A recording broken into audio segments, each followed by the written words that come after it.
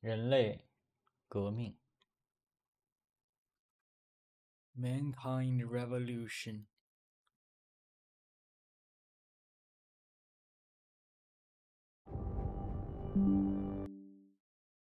临界点，对吧？这是最终了，这应该是最终任务了。你看它没有后面的了。第18章临界点。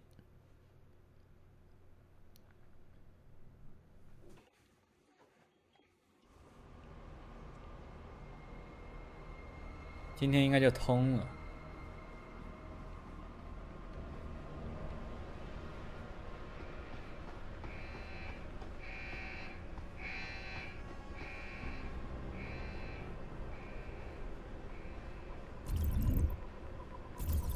我要到哪里去啊？到底？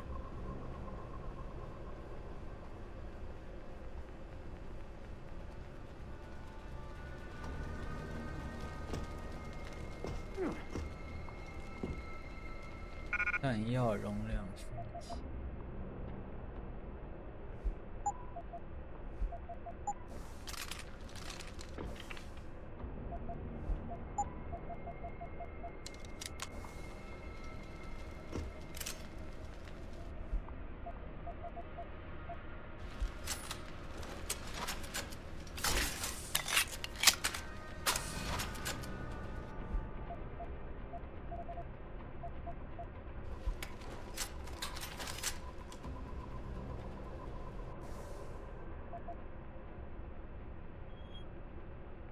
这边甚至都没有指引，一路向下。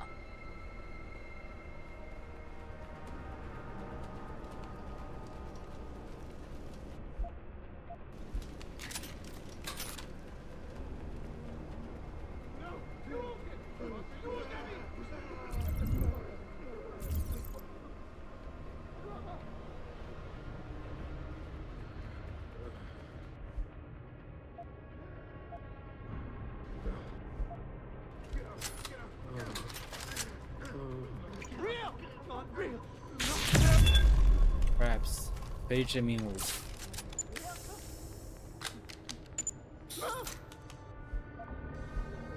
I can't let them take control. God.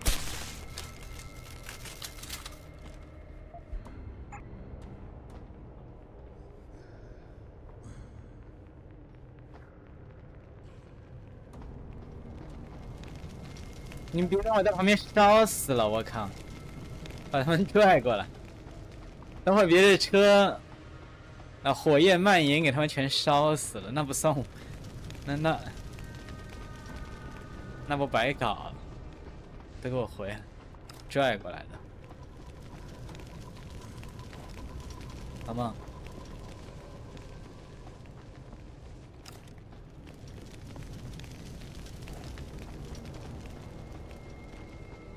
你们就在这待着。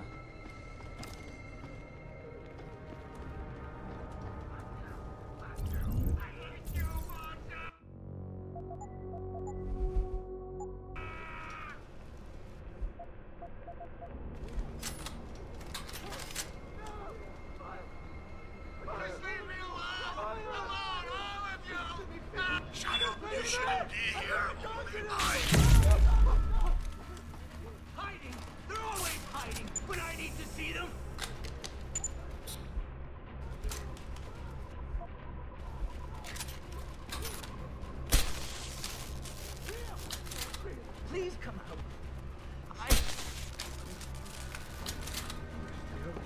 Don't. 很好。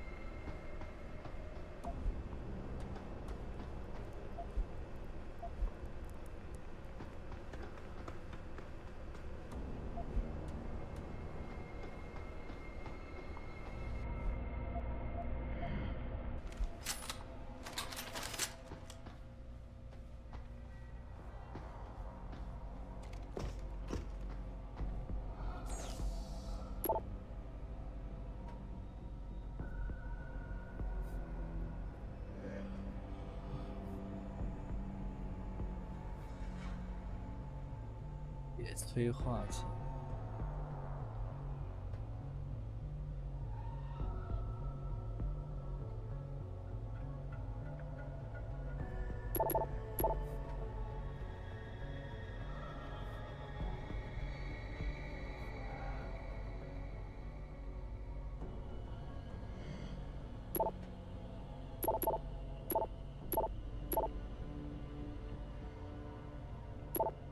他非常在乎通风管，不是全球变暖这个问题可以看出。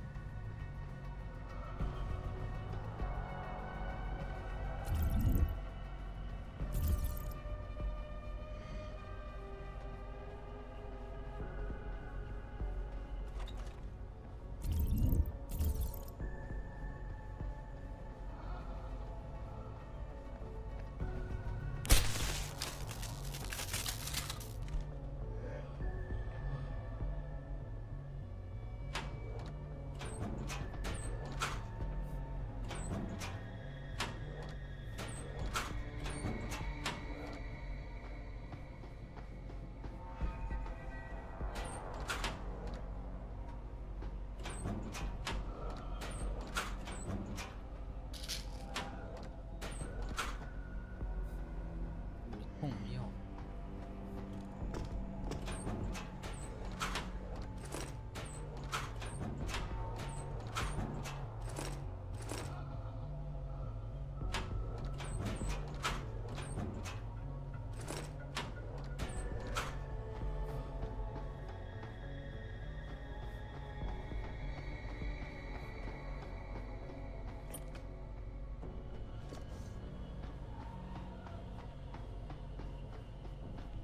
Limb Clinic。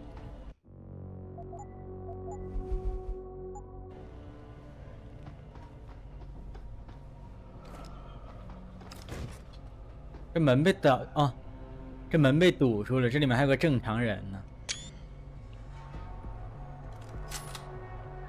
为了安全起见，我先给他塞好。You seem relatively normal, Nishvar? All things considered, yeah. You okay? Thankfully, I was able to barricade myself in here when things got out of control. So, is it safe to come out now? No. The rest of the station is still under siege. You better stay here until help comes. In the meantime, is it possible to download Praxis software here? Yes, of course. No damage was done to the computers. See for yourself.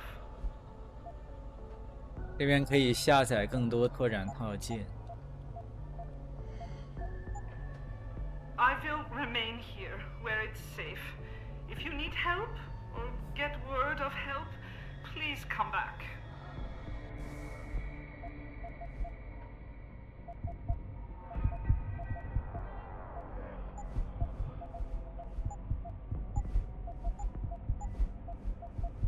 减少后坐力。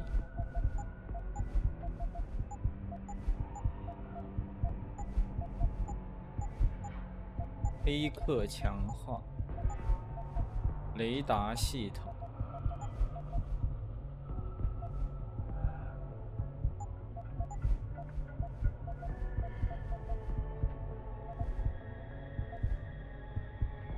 显示敌人视野。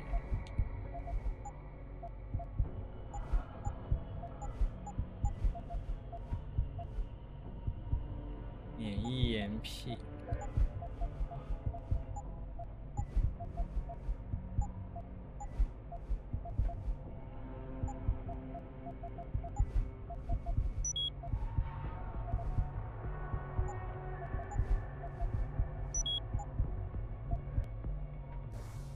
Want to purchase more, Miss? Perhaps that is the wisest choice right now. Be careful out there, Herr Jensen.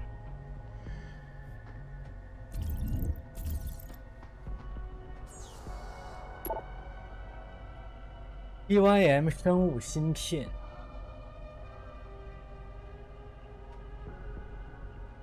就是这个。你如果安了这个植入物，你就会被它控制了。所有这些人都安了这个植入物，世界卫生组织。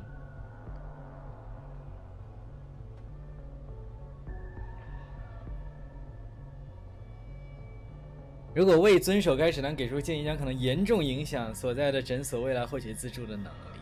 哈，强烈建议尽快分发，作为所有病人的常规神经抑制设备。毕竟谁会怀疑世界卫生组织呢？谁会怀疑第二大公司啊？可能不是第二大，反正是最大的生物技术公司太阳制药，加上世界卫生组织呢？加上令部诊所呢？令部诊所是一个。跨国那种，也不是公司什么的，它只是，谁会想到这一切都是阴谋？谁会想到休达罗自己居然是反强化主义者？没人能想。见风使舵。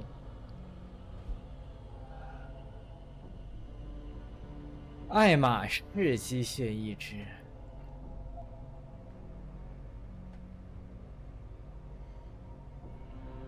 Air Shore 植入式水下呼吸器，你别说这个我有兴趣。这个植入水下呼吸器能让人在水下呼吸，再也不需要潜水装备的这个东西，这有点厉害，这个有点狠。看，纳米科技，下一站就是杀出重围1的纳米技术。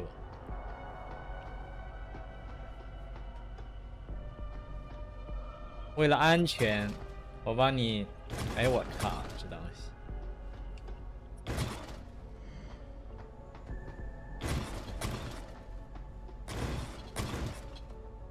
我帮你放好。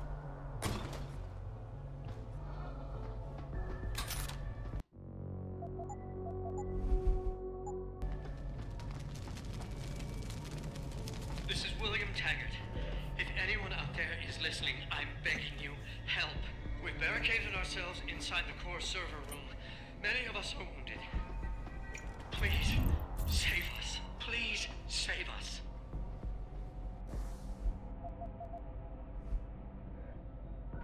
比尔塔格。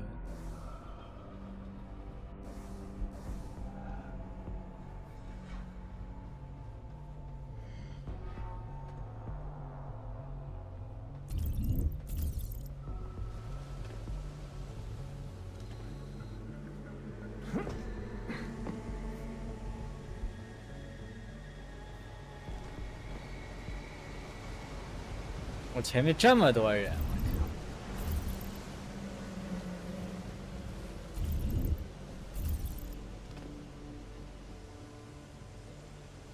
天哪！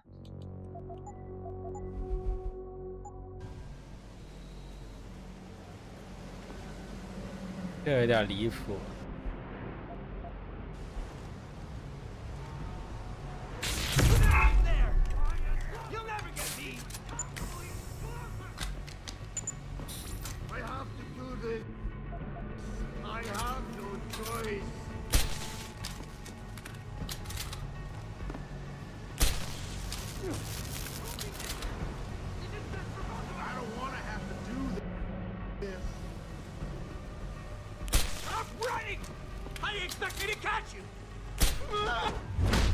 打晕，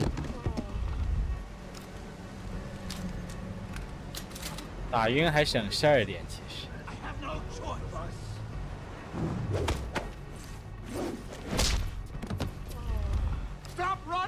但打晕是耗能量，就是你要么耗能量，要么耗弹药，啊，并不是就是你所有人来了给他们乱拳打晕就行。能量其实挺宝贵的。所以，弹药多的时候还是用弹药。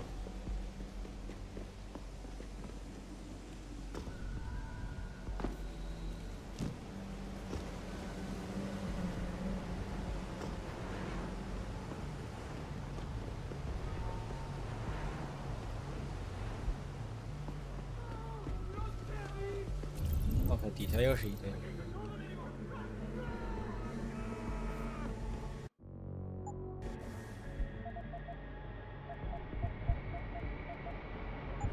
我记得我装了悄无声息的奔跑和行走，我不需要蹲下，实际上。哎，我靠！刚说，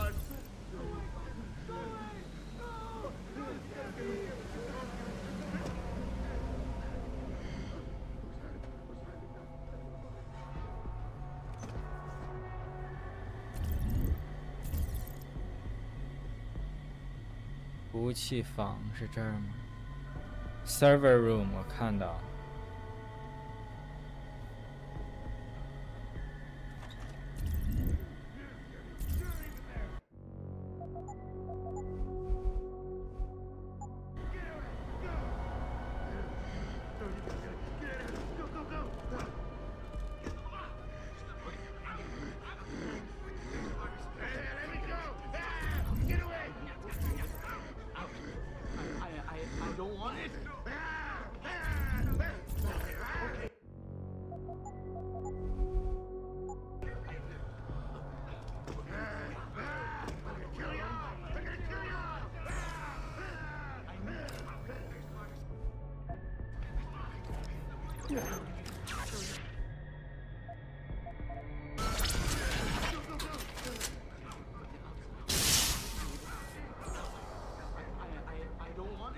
我不能开这玩意儿，我把这个关了。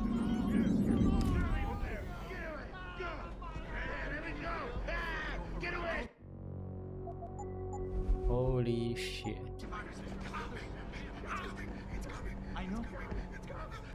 哇，撕手雷吧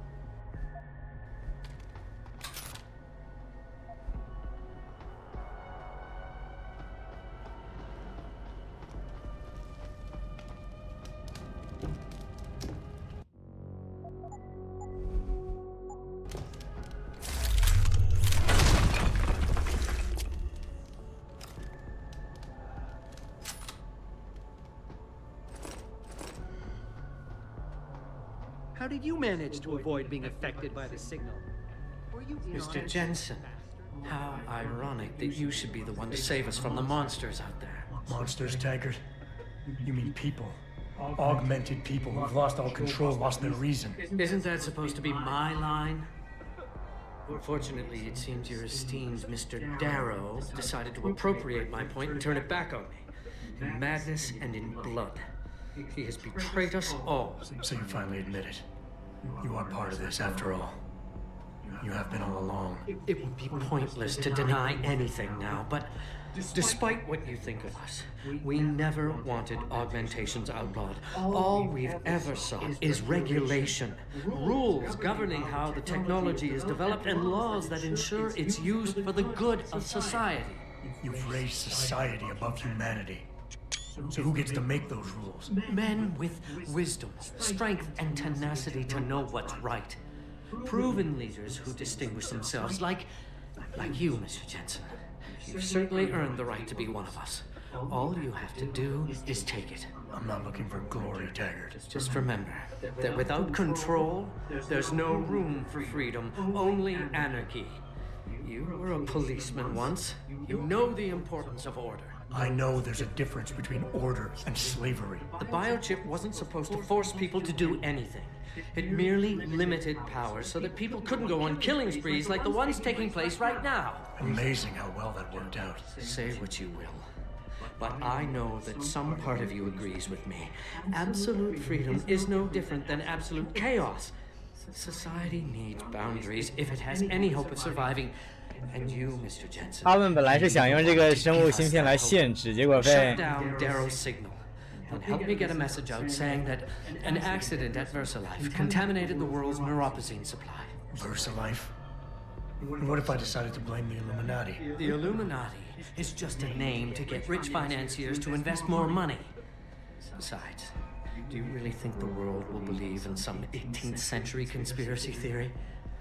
Do this for us, and you'll ensure a future for mankind, all of mankind, augmented or otherwise. The future Hugh Darrow offers doesn't allow for both. Let me think about it. 其实限制我是认同的，你不可能不限制这种东西的呀。相当于你可以把每个人都变成一个行走的武器，这你不控制肯定是不行。所以这方面我是，他们相当于这个芯片本来设计之初是，他们是想偷偷植入啊，这不是什么光明正大，因为他们知道如果让人们主动接受限制自己能力的东西是不可能的。所以他们本来是想说设计一种芯片，限制所有人的，就是在必要的时候可以限制人的强化组件。那这样的话就能管理，但是结果被修达罗给劫了，然后把这个芯片改成了让所有人都发疯的这么一个东西。倒是不能怪他们，总而言之啊，这东西确实需要管控，我是认可这一点。但是你们这芯片设计的也太离谱了，就这么就被劫了，然后就是我靠，你再仔细想想就很离谱。你们这么一个芯片要给全世界所有的强化人都打上，结果漏洞这么容易就被利用了，直接变成大屠杀了。你们这东西真能行？你们在搞笑吗？想法是好的，但是这你搞成这样，我真能信任他们吗？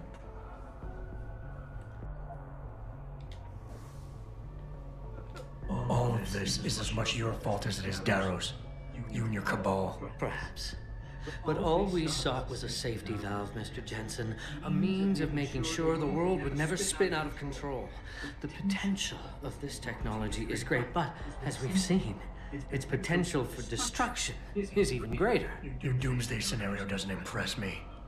You'd say anything to stay in power. Do you think humanity will simply police itself? 但是问题 We 是 do not live 他们 in 甚 some 至 Eden, Mr. Jensen. Or are you that much like your boss, David Seraph, who envisions a world where everyone is enhanced and suddenly they all love each other?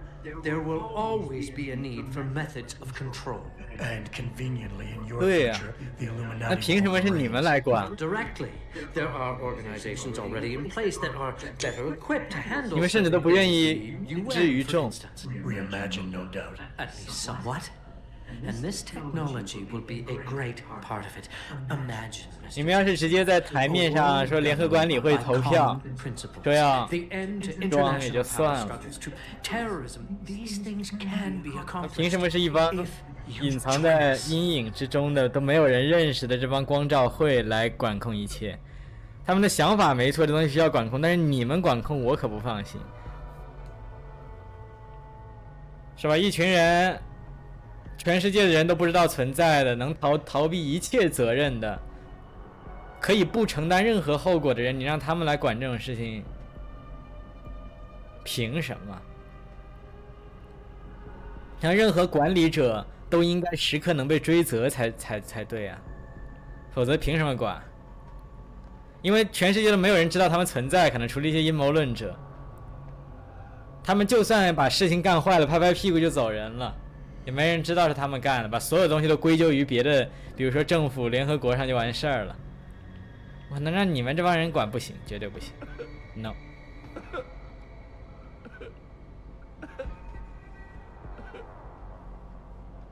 那这方面人类分裂，他做的一些选择上的考虑就很多，就没有什么说是哦，你认同这个你就跟他们，你认同那个你就跟他们。他们是谁是很重要的一件事情，都不只是他们如何看待这件事情，他们会如何处理这件事情，而是他们是谁。 You seem to be unaffected by the signal that Darrow is broadcasting. Hugh Darrow was a I suppose monster. that is a military Such a adaptation. tragedy. And the right 说是 hands 正 of 确的人， technology 凭 could help 你 so many people. 说是正确的人没错，但你们为什么就是正确的人？为什么全世界只有你们这帮隐藏在黑暗之中的光照会是正确的人？他们没能给我一个幸福的答案，而且他们芯片被修达罗截胡改成这样了，那我就更不信任他们了。你们要是真有能力，修达罗就干不出这事儿来。实际上证明你们没有能力能管得好这件事情，这不就是最明显的证据吗？ Saw what you people did. You killed 他们 us 根本 all. 不是正确的 You 人。 even killed each other.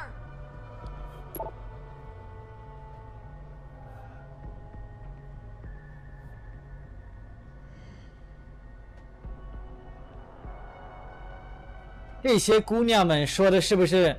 啊、我知道这说的是什么了，说的是之前那个海洋设施里面，那一帮被改造的像机器人一样的女孩那种，是吧？是这意思吧？我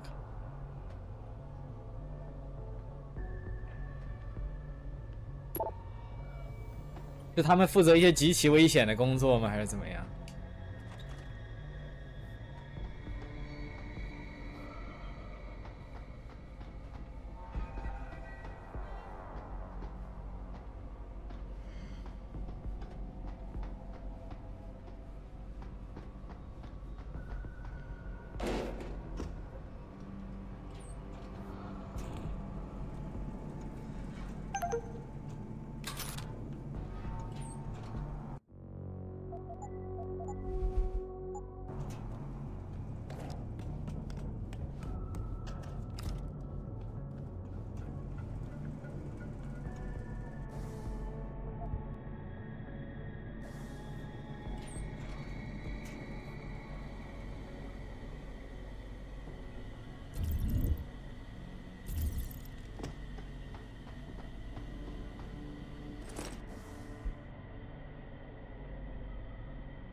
如我非议，让我行。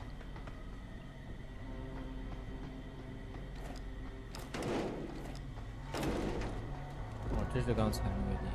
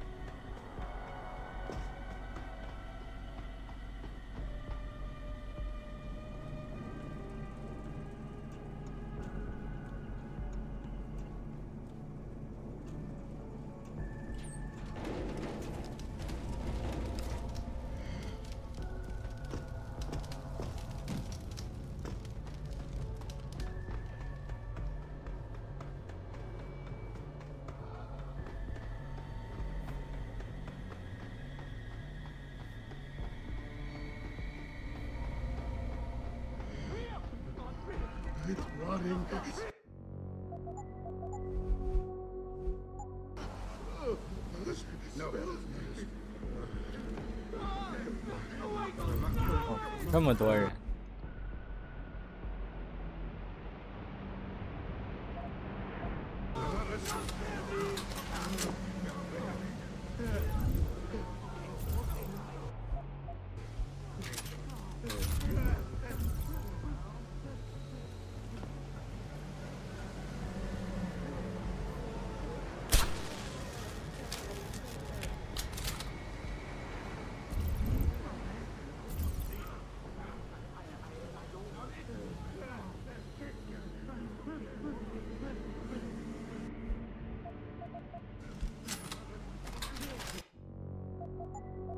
这就是 Pips 用处最大的时候。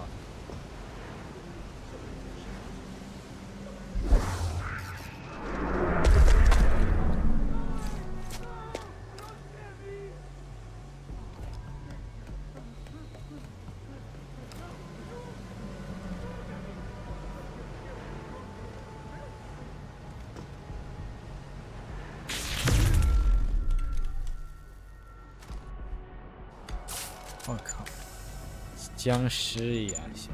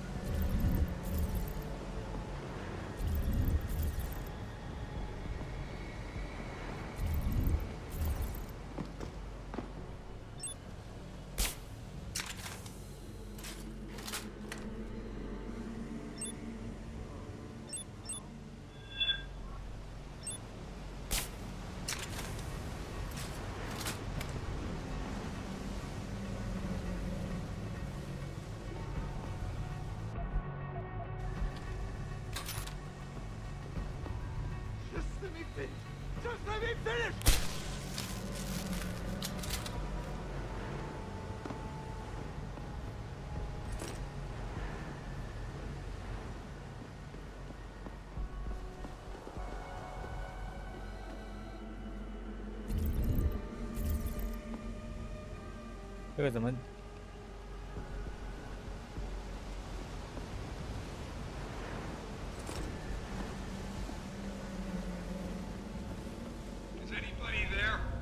哪里？ Can you hear me? I've got survivors here. We've locked ourselves in a machine room. Please.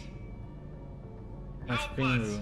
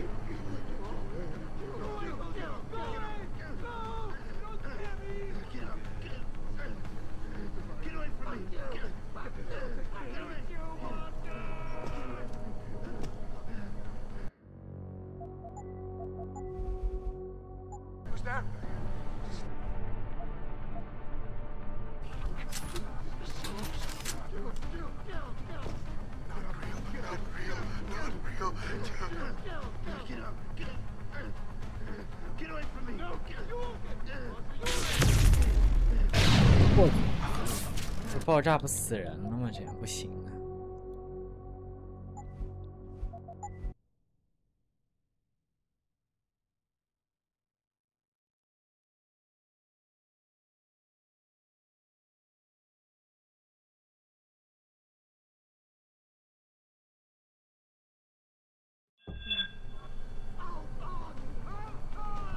！Kill, he's gonna kill all. Gonna kill. Just leave me alone.啊，跟过来，向我看齐！哎，向我看齐，各位！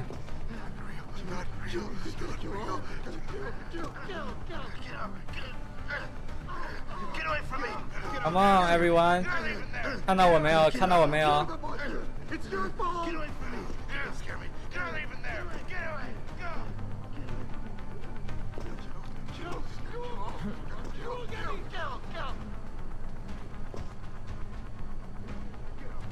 我要把他们引到一起来，否则我没有弹药去搞他们。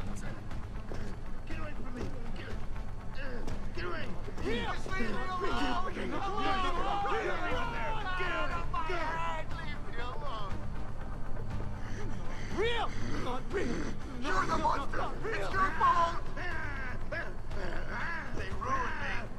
The bastards ruined me! Don't be difficult! This is best for both of us!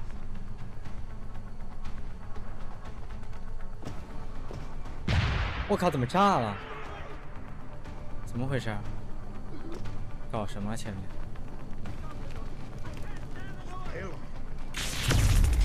Holy shit! You're gonna pay!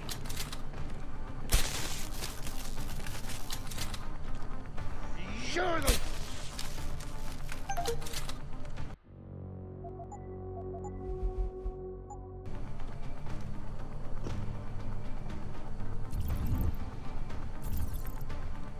Don't! Huh? Okay, one quick look. That's it.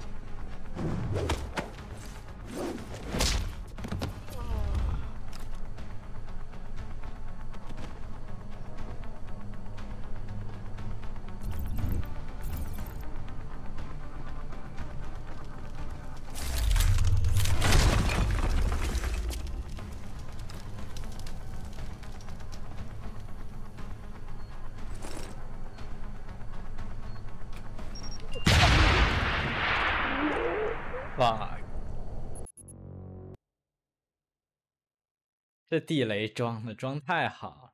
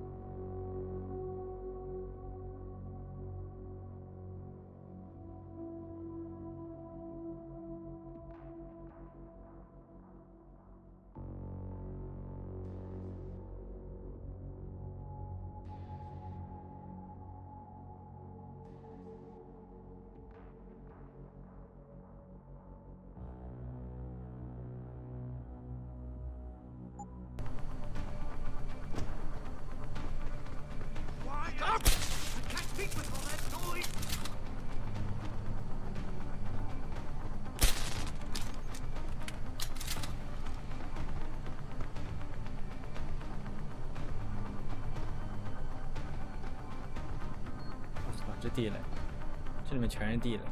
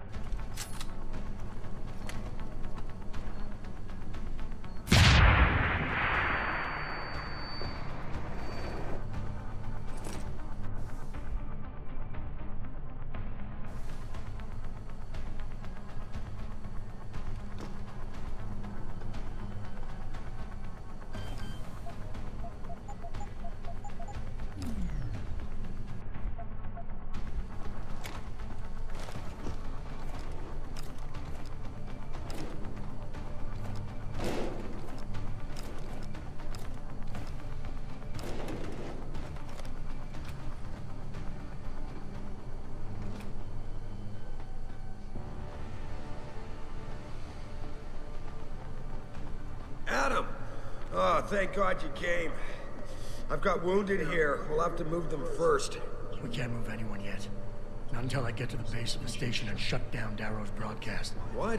Why? The chaos you experienced here, it's everywhere.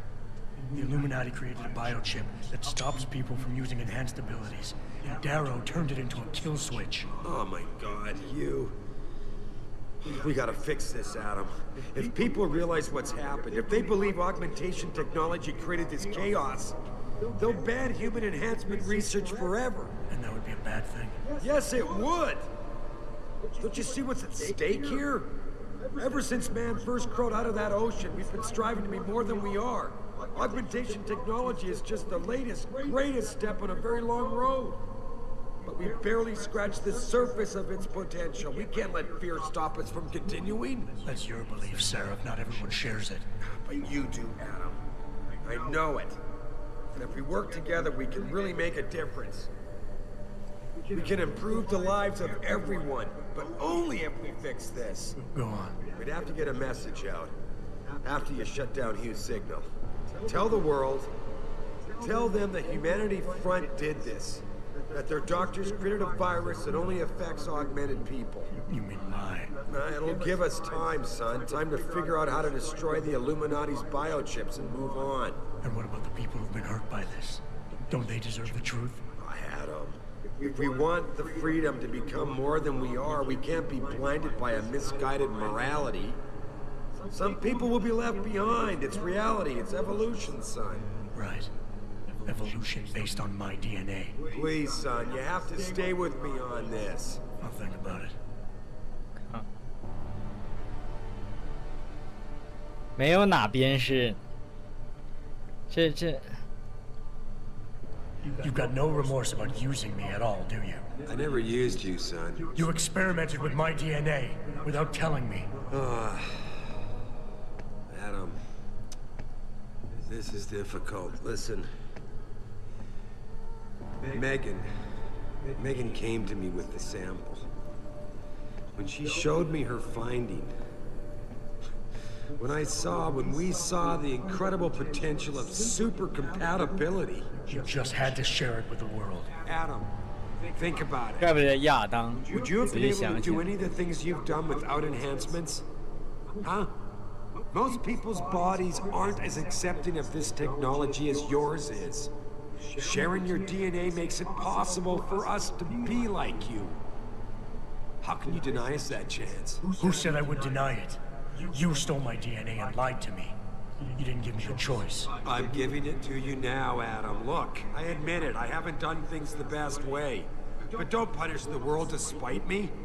Darrow wants us to live in the Dark Ages. The Illuminati wants to limit evolution to those they control. You and me, we... Don't group me with you, Seraph. I'll make my own choices from here. I believe that, son. And I believe you'll make the right ones. I know blaming Humanity Front leaves a sour taste in your mouth, but it's the only way out of this. So go. The longer that signal broadcasts, the harder it'll be to convince people. 最后你就要权衡了，到底哪边利大于弊了？因为没有哪边是完美的，没有任何一个解决办法。现在这事儿已经变成这样子了，是没有完美的解决办法。最后我们再考虑考虑。Do I know you? You're Sarah's boy, aren't you? Tell me you're here to rescue us?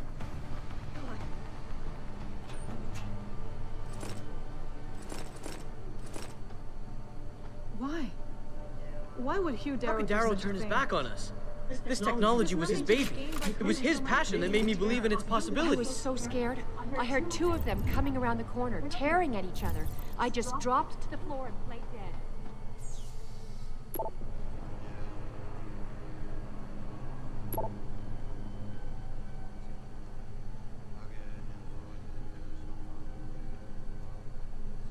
整座设施将面临崩塌的风险。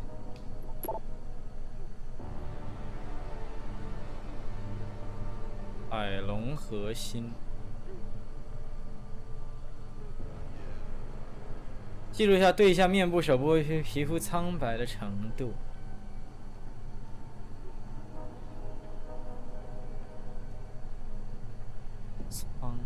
这是他们说的之前那个用人脑做成的计算矩阵吗？有可能。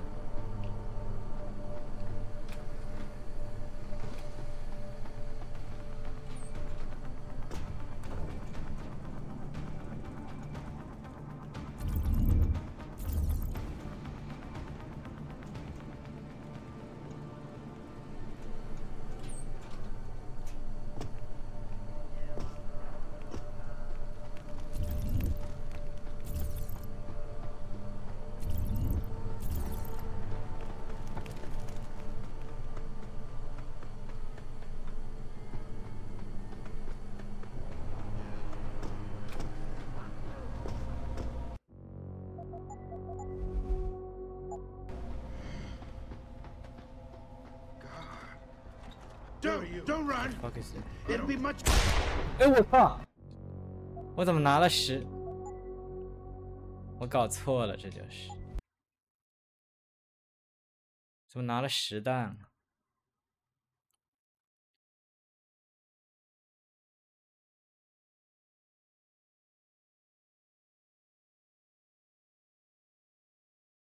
哎，闪退。没有闪退。黑皮。通风管道。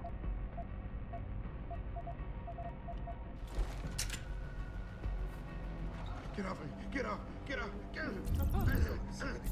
Get off! Get away from me! Get away! Killing spreaders, disease-ridden vermin.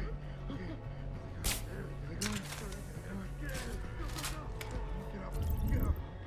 What are you doing here? Play along. There we go! Get away! They rule.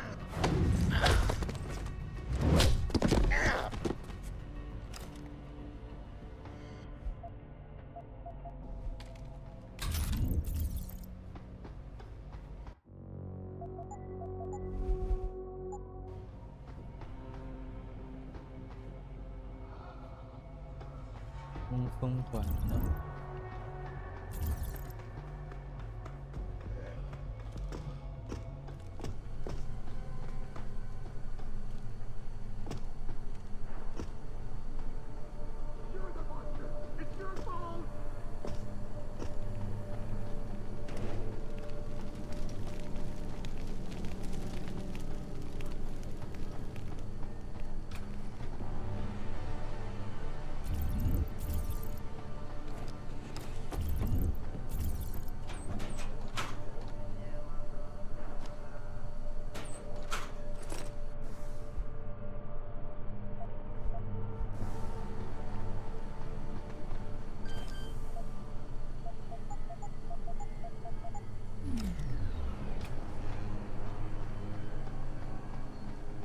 地了。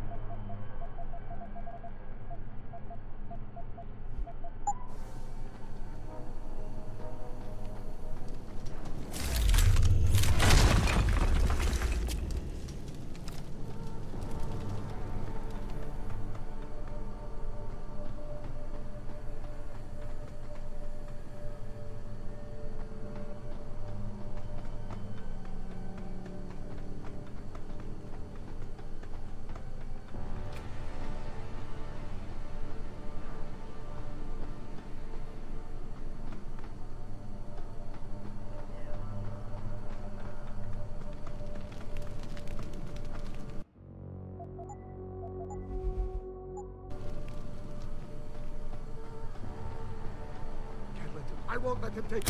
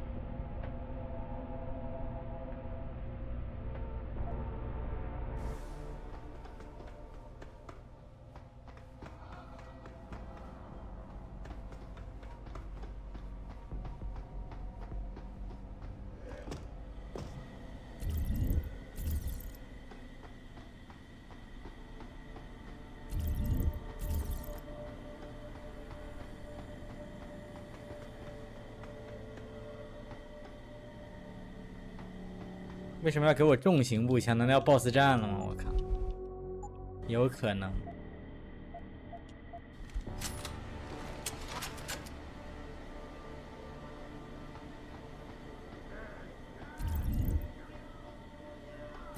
我靠，前面全是疯子。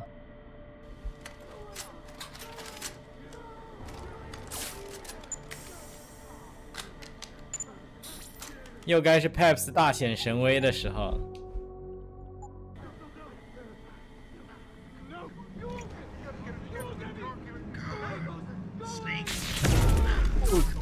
怎么箱子飞了？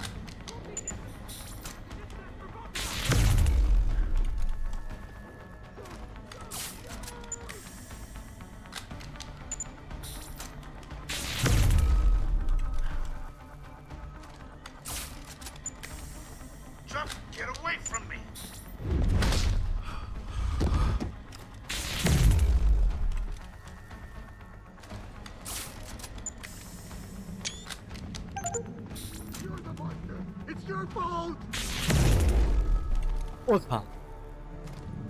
掉下去了一个，这等一等，这不太好，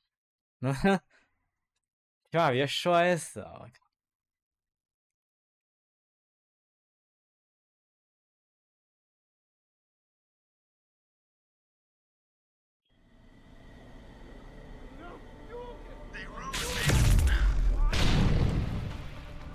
没炸死谁吧？希望如此。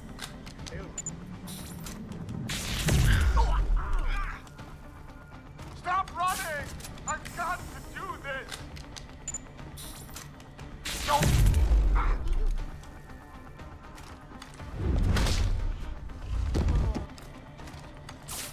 Get away from me!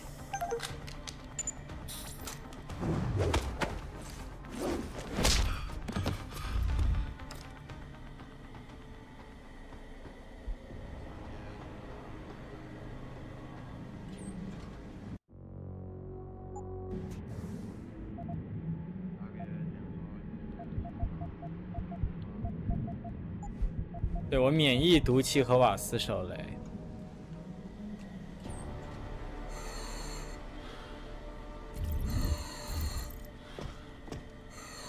这边有很多瓦斯气体，其实可以用这些东西来对付他们。他这边给了你很多非致命的东西，不只有致命的东西。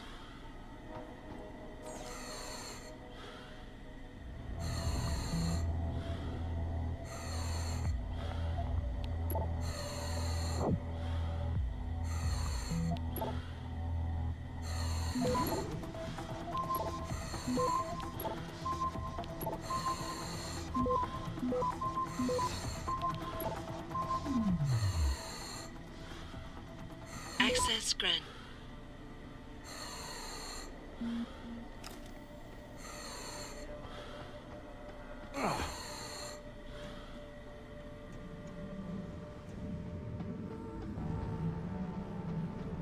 都睡死了，刚才还真没炸死。哎，我靠！哎，这就真没，这地方全是爆炸罐，你说这能怎么办？我靠！哎，这些人是本来就死了还是 ？fuck！ 我只能说我尽力了，我真的在尽力不使用任何致命武力。哎，你看这桥上堆的全是爆炸桶，桥上堆的全是爆炸桶，故意的这。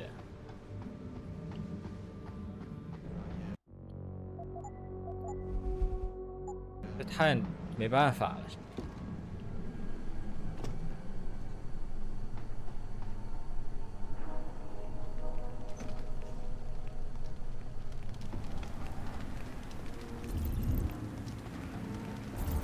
哦。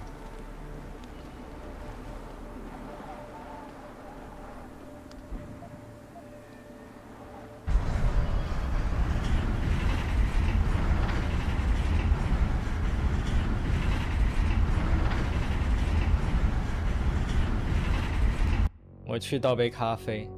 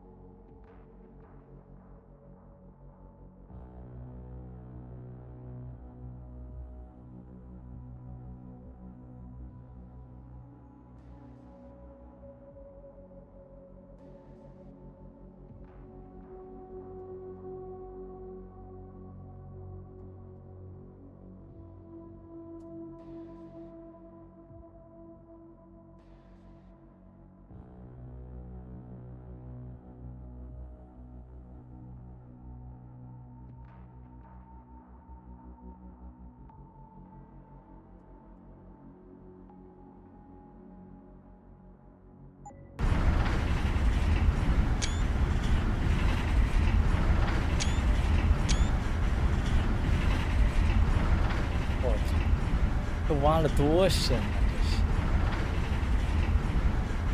这是，天哪！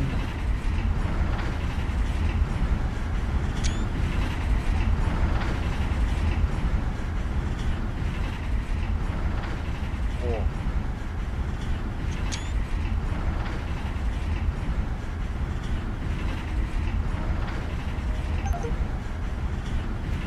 还要下行300米呢！天哪，这是真有点离谱。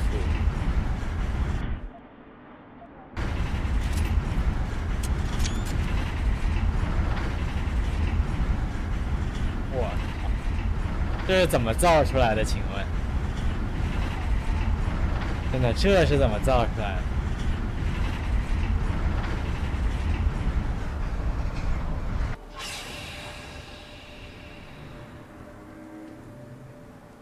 ？Holy shit.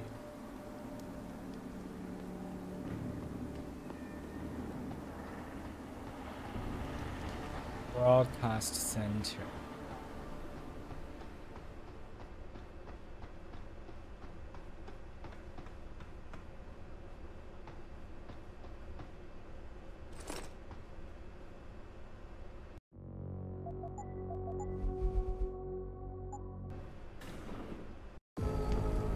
What the hell?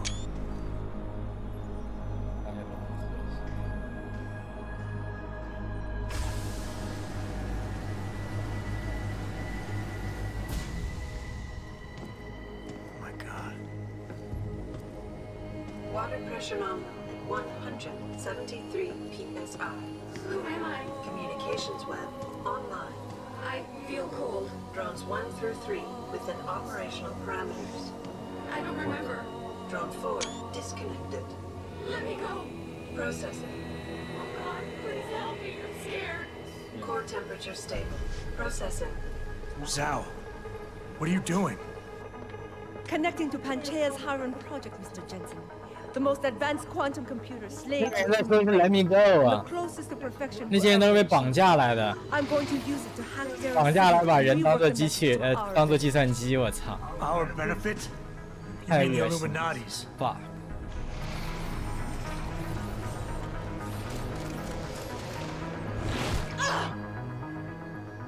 Someone has to override the signal and be the world's savior. And let's be honest, neither of us would trust anyone else to fill that role. Computer, begin EEG sync. So much pain. Syncing beta waves at 40 cycles per second. Sleep, please. Let me sleep. Incompatible master-slave chain. Alert. Unable to transfer control to Alpha Pod. The system won't recognize my chip. Neural systems offline. Rerouting control of the gene. I can't control Harun. Increasing glutamators by 32%. Zhao, get them out of there. I have to reach the control chamber. No! I can still control it! I'm in control! Stop the signal. Security alert. Through the primary drone hatch. Oh, shit. 我操！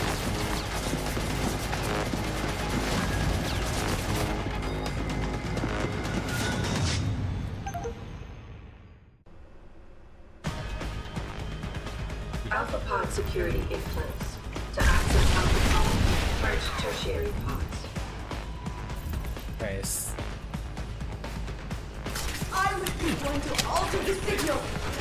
Once I do, the council will welcome me with open arms! No! Protect Mother! Stay away! Stay away!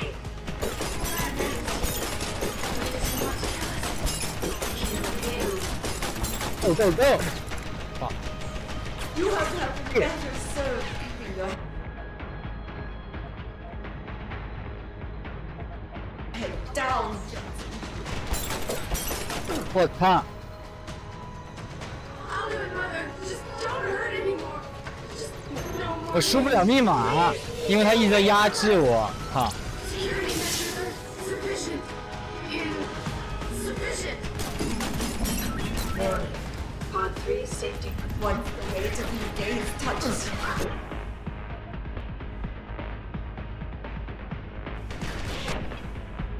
There is no escape. 他打不过，炮塔能打爆吗？这。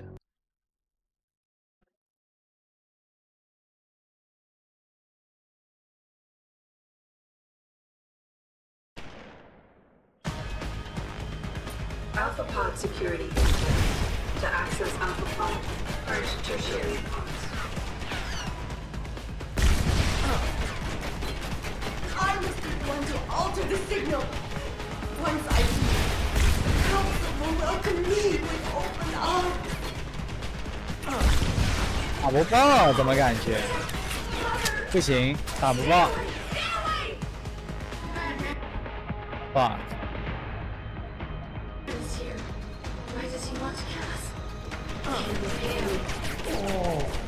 我肯定有别的办法，这样冲不上去也打不爆，不可能是这样子。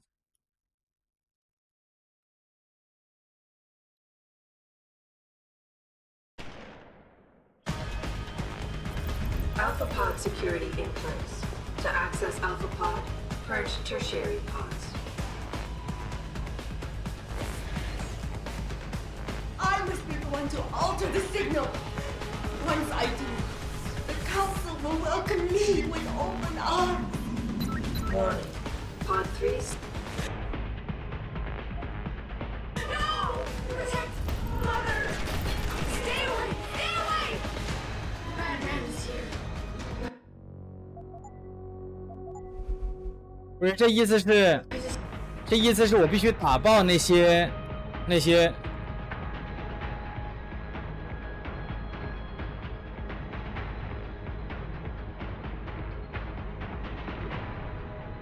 那我就必须杀死那些被当做电脑的人吗？这意思是，哇，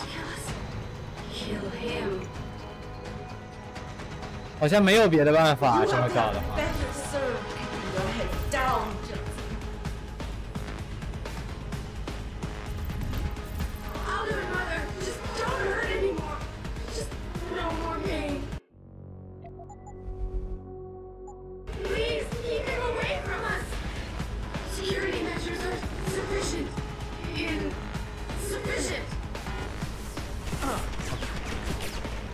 Once the weight of their gate touches you, there is no escape.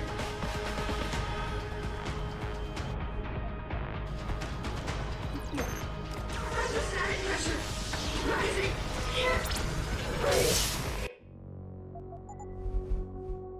It hurts. It hurts so much. Systems are. 我把他们摄像头关了有用哦。 哦，不用杀他们，不用杀，你把他们的摄像头关了，应该就看不到你了，就把他们给扣住了。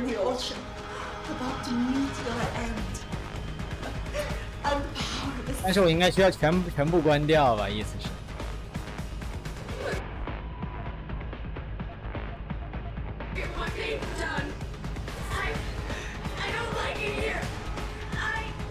Let's go, let's go.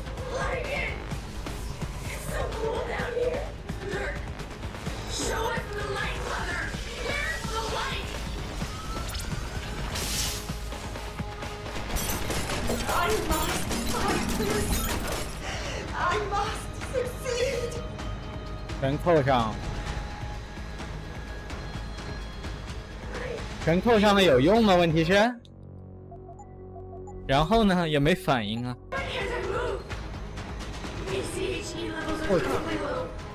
这怎么？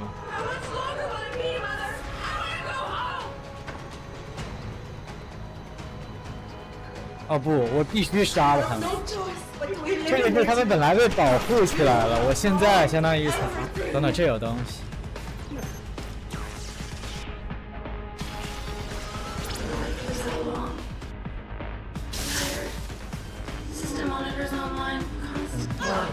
必须要关，好像没有别的办法，没有别的办法，只能这样。Total system purge in effect. Shutting down tertiary stations. Warning. Electrical charge subcritical and rising. 我靠 ！What the fuck？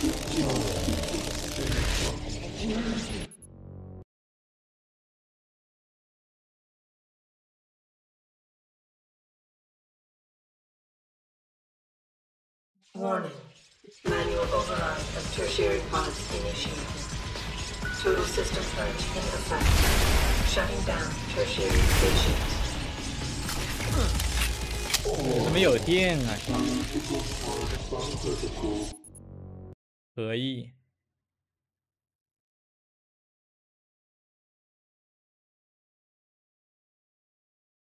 没搞懂。 Manual override of tertiary pods initiated. Total system purge in effect. Shutting down tertiary stations. Warning. Electrical charge subcritical and rising. Electric discharge sequence initialized. Where did you get that gold? This will not Alfred Jensen. It's 怎么击败的？我操！ No.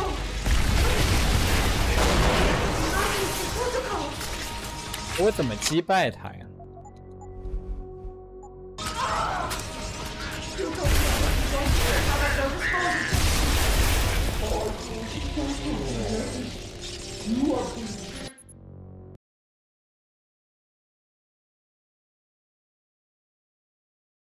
不懂。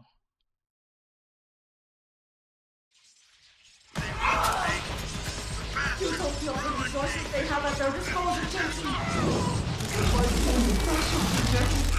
You have been sitting over your head the whole time!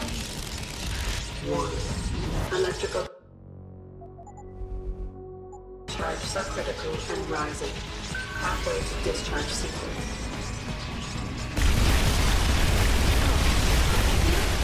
Oh, 又给电死。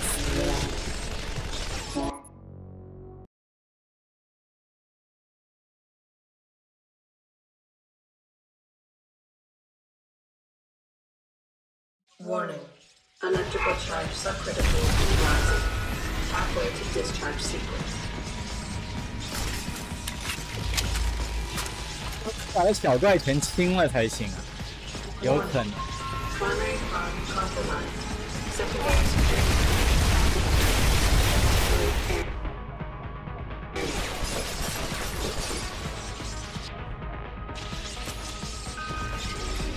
We cannot reach it, Jensen. There are too many contingencies built into the system. You and I have both.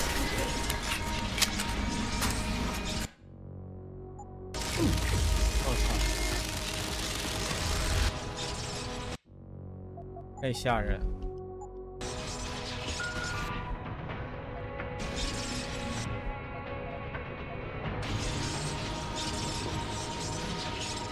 这怎么长？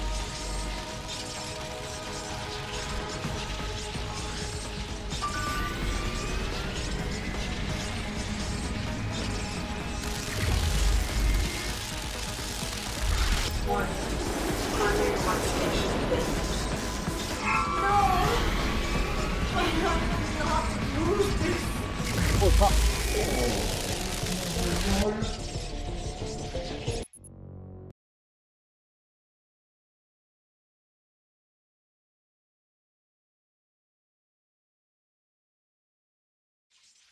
根本不知道是该干嘛，我去。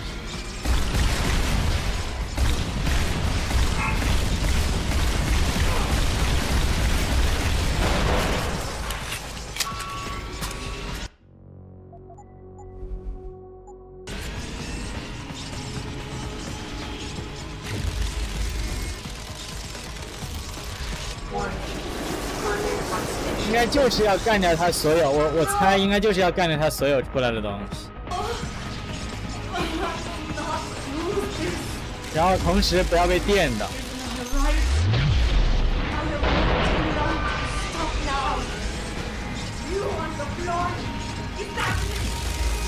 应该就是这意思。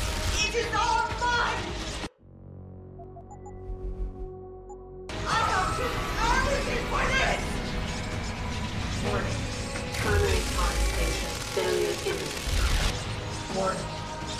Discharge approaching. 所以你站在这个上面，它就电不到。 Discharge imminent. Clear the area. 它那个光红光，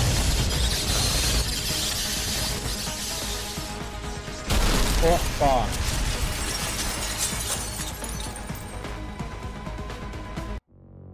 看来我只能杀了他。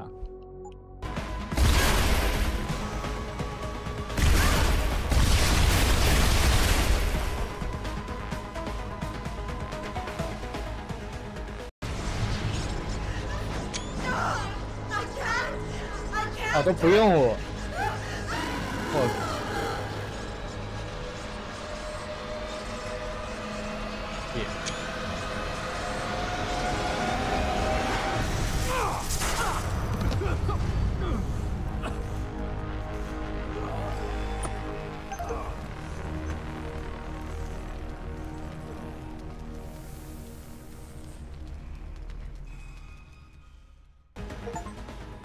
天！击溃海龙工程，这人被烧焦了，这是直接烧黑了都，我靠！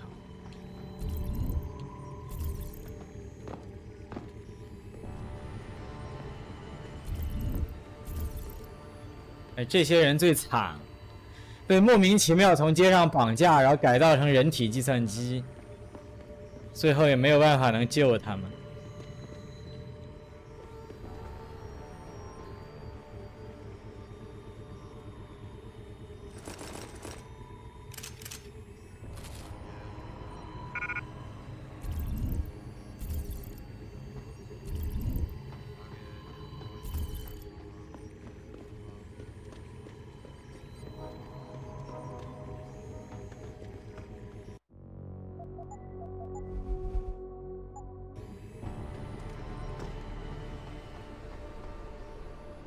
Hello, Adam. Welcome to the edge. It is not the end of the world, but you can see it from here. Eliza? What are you doing here? It is my job to monitor and report on the news, Adam. Before Darrow smothered everything with his signal, the whole world was tuned into this place, including me. The broadcast. I have to stop it. I know. Please, come closer. Do you know where we are, Adam? We are at the fulcrum point, when society lies in the balance. You, Darrow, hope to tip the scales one way, by telling the world everything you already know. About the biochip, the Illuminati, everything. He believed knowing the truth would convince mankind to abandon research into human enhancement technologies forever. It would certainly give them reason to fear it. Indeed. 但也会让他们更小心，不是吗？ ready to send. If you want, I can wideband it across all media as soon as you shut down the signal. Everything you worked so hard to uncover will be exposed. 确实，可能一开始会让人们害怕强化技术，但我觉得这种事情是无法被阻止的，只会让人们更小心、更谨慎。某种意义上，修达罗最后还是做到了他想干的事。One way or another， 他还是赢了。 But why? What would that achieve? In time, it could shift the focus of hatred onto people whose prejudices are seen as too extreme, leaving corporations free to experiment with human evolution as they desire. But if you want me to perform this edit for you, you must disengage the signal and activate the video edit function from here. Alternatively, Darrow's message can be adjusted to erase all mention of the power group known as the Illuminati. I can report that lack of proper regulation allowed vast quantities of neuropozyne to become contaminated prior to reaching the market. Taggart's preference. You think the world will buy a made-up story about neuropozyne poisoning? You might be surprised by what people believe. I can convince them. And having experienced the negative effects of corporate negligence firsthand, A majority of people might force the world to place harsh restrictions on all human enhancement research, but only if you disengage the signal and activate the video edit function from here. Of course, there is another option. This passage leads to Panchaea's pressure regulation controls. Destroy them and the installation will cave in on itself, 刚才邮件里说过的。 overwhelmed by the weight of the ocean pressing against it. Everyone inside the structure will die. 埋葬真相。 That's a solution? No one will be left to tell the world what happened, Adam. Nobody will be able to spin the story. Including me. The choice is yours. Do you believe you have the wisdom to choose an appropriate future for mankind? Or do you trust mankind to find the answers on its own? 我靠！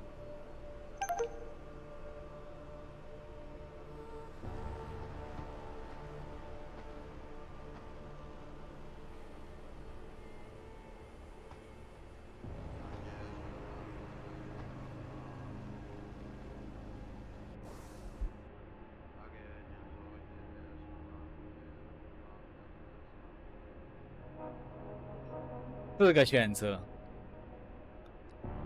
公布真相、埋葬一切，或者左右这件事情的走向。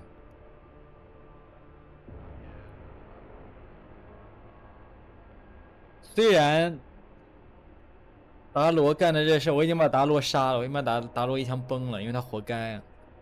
但是发生了的事就是发生了的事，至于人类会如何反应，那就是别人的事情，但真相应该被传出去。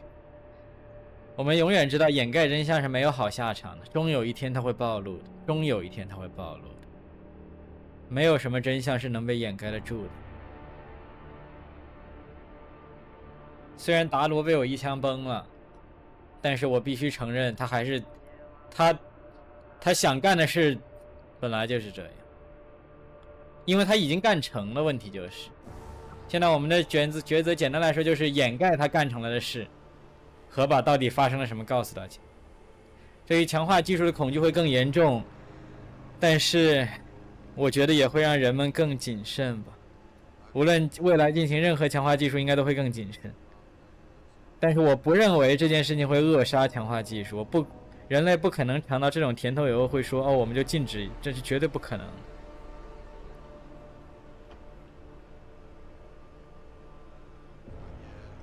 If you do this, the unadulterated truth in Darrow's confession may well convince mankind to cast all science and technology aside, to ensure that future generations grow up free and whole. Are you sure this is your choice? 我不觉得人类可能抛弃这种强化技术，但同时它能避免这种事情再发生一次，不可能交给光照会这种鬼东西。沙里夫的提议不是不能接受，但它不是真相啊，相当于对世界撒谎，这不一定是我想选择的。我更不想说让所有东西埋葬。那经过利益权衡以后，我最后居然还是选了达罗的信息，真要命 ！Fuck。 So be it then.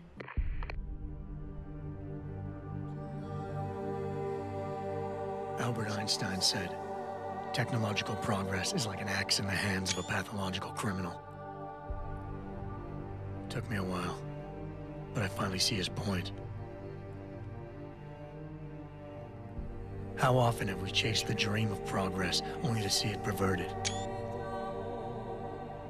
More often than not, haven't the machines we built to improve life shattered the lives of millions?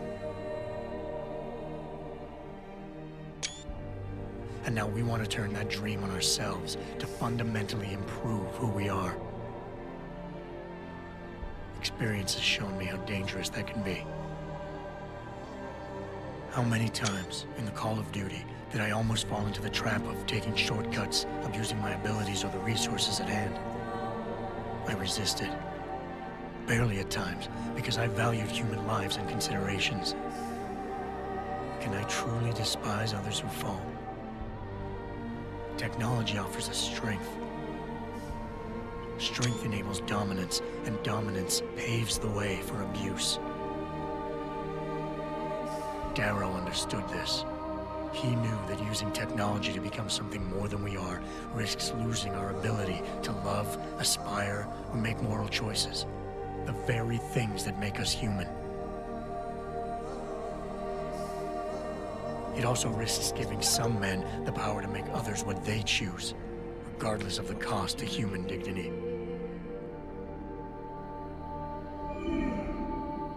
The suffering Darrow inflicted is not the end of the world. It is merely the seed for change. And change never comes without pain.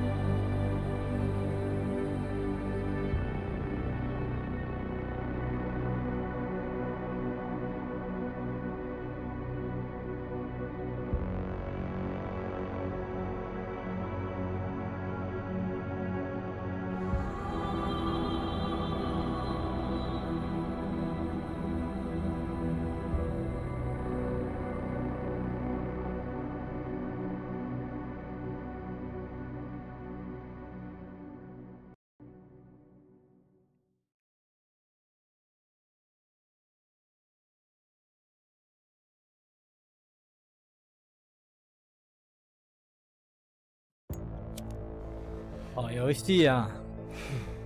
还有呢。 You worry too much, Morgan. There's nothing we can't manage given time. She's here. I have to cut this short. Keep going through the wreckage. Maybe we'll find something we can use for the Morpheus Initiative. Come in. Morpheus Initiative. Dr. Reed. We're so pleased you decided to join us. Where else could I go? No regrets, my dear. As Ariadne told Theseus before he entered the Minotaur's labyrinth, always forward, never left or right. You'll be very interested in our current project. We're breaking new ground. Yes, the nanite virus chimera is quite intriguing. 这个就是《杀出重围1》的故事。Page Industry 的纳米 Bob Page。 But please， 杀出重围1。Call me Bob. The D Project。毕竟是前传嘛。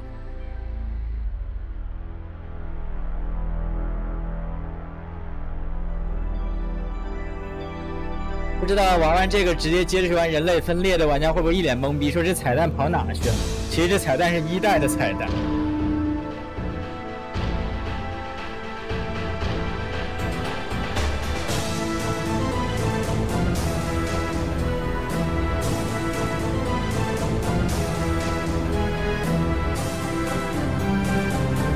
哎，这背景音乐不是1的背景音乐吗？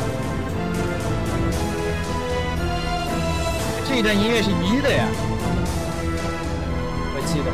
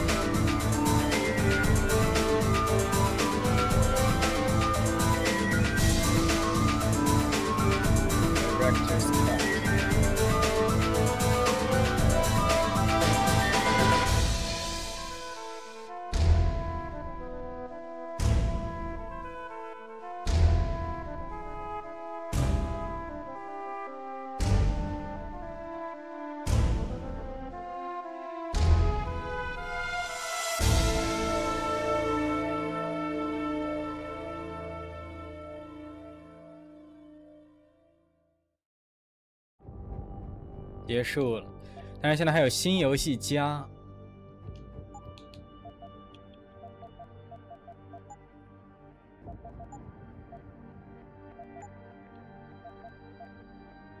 哦，这边有开发者评论《杀出重围的诞生之路》。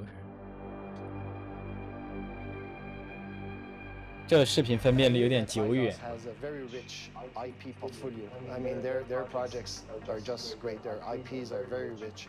But Deus Ex 3, as the first launch title for our studio, is incredible. If you want a great studio, you need great game. So, and to have a great team, you need a great game. So it's a whole, you know. So that's the decision we took at the beginning. You know, we want a strong studio, so we need strong franchise and we need strong people to work on them. So it's a huge challenge, but it's no choice. You need that.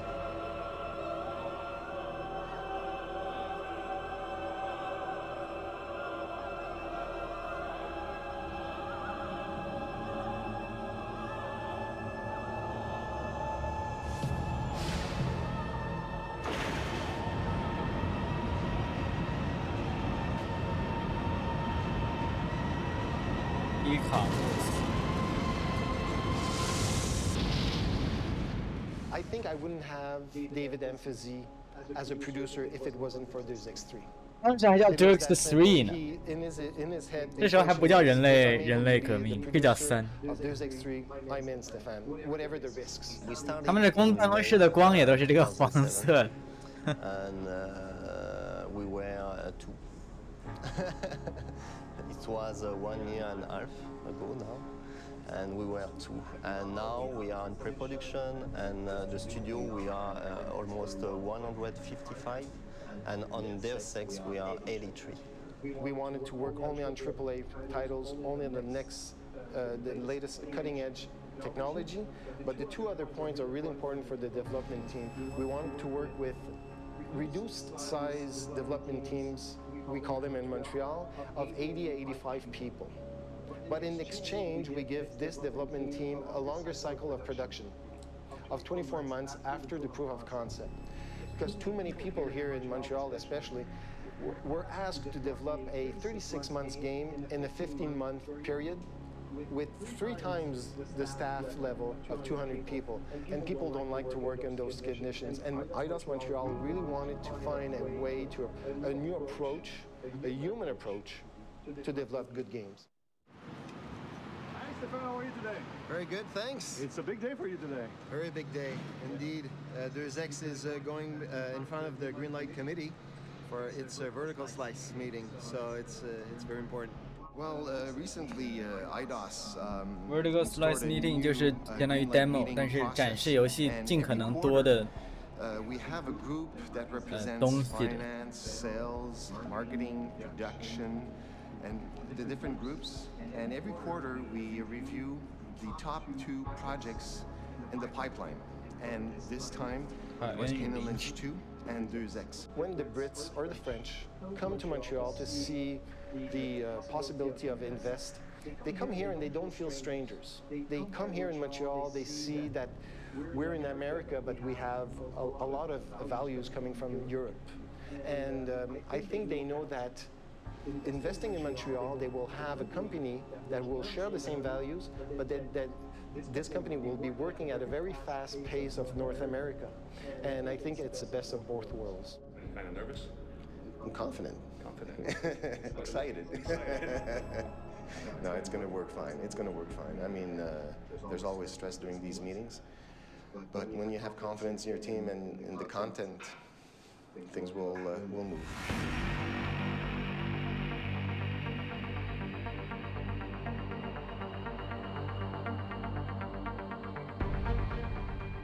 Needed to have the senior brass having this emotional bond to the game, and I think we just got that. Yeah, it was silence in the room. Everybody was looking. The music was very well integrated. All the major features were well demonstrated. There's a lot of work to be done. Lots. But now I think people really believe into the project. They know where we're going at because Deus Ex is a complicated, complex game that can reach a lot of people. And if it's well made, well crafted, well assembled, it's gonna be sky's the limit. Real pleased. The team worked like crazy, and we're really happy. The pressure is there. The expectations are so high, but what a better way to launch a studio with this type of quality project. I think once we found our team of leads, I knew that we were in very good shape. These guys were passionate. They really wanted to have the Deus Ex 3 the best in the franchise. They knew exactly what to do, what not to do, and so my comfort level was starting to rise. But again, it's a long journey. It's 2 years or more of development. You never know how it's going to turn out.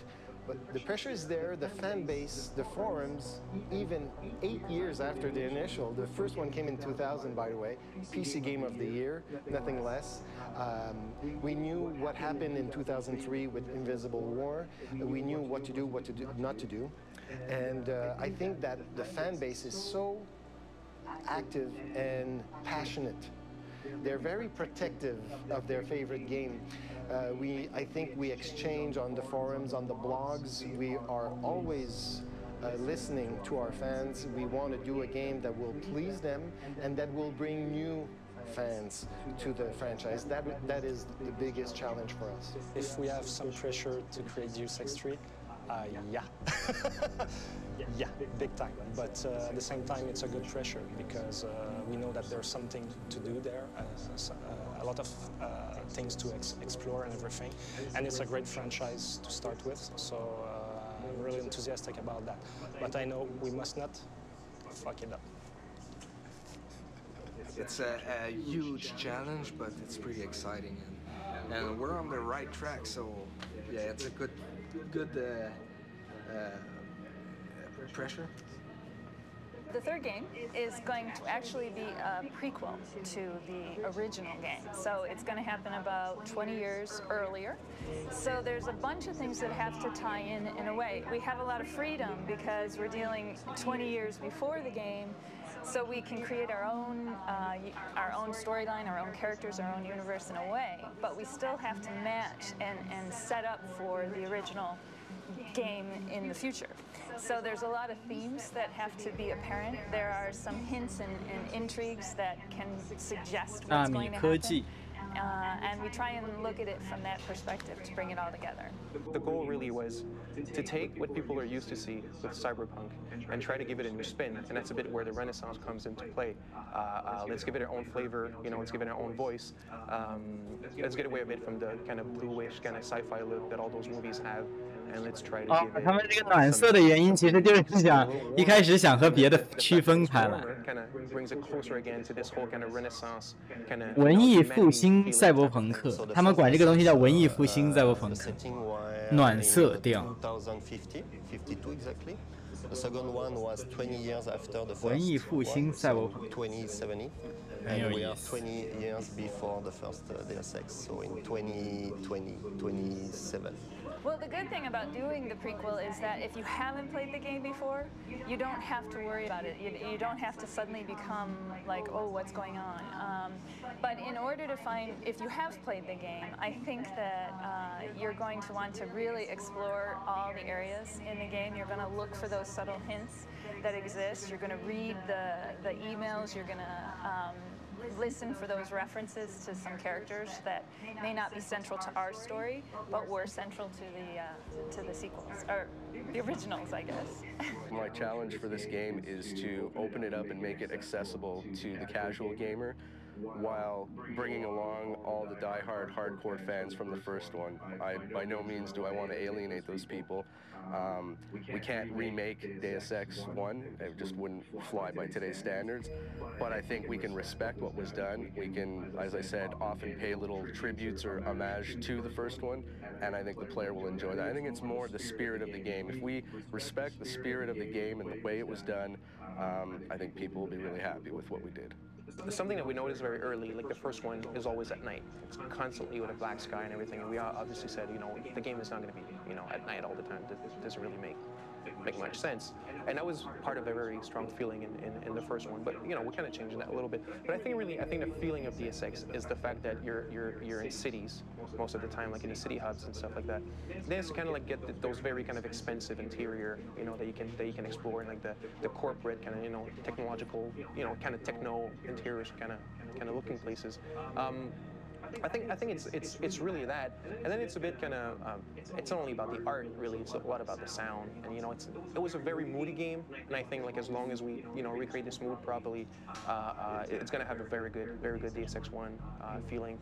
But you know, obviously with a few new twists. The second one, Deus Ex Invisible War, we played it, you know, we analyzed it as we did for the first one.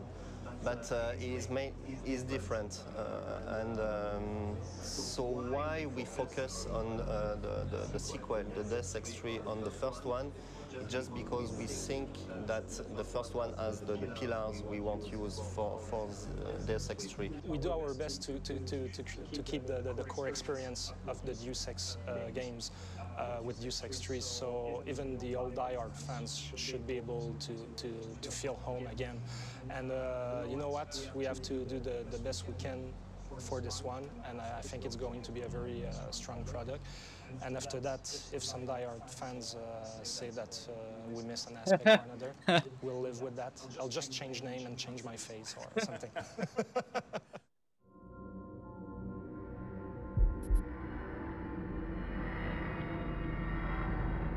The teaser Deus Ex 3 that was released in November 2007, there's a funny story behind that, because the proof of concept was approved by the UK, if I remember correctly, on October.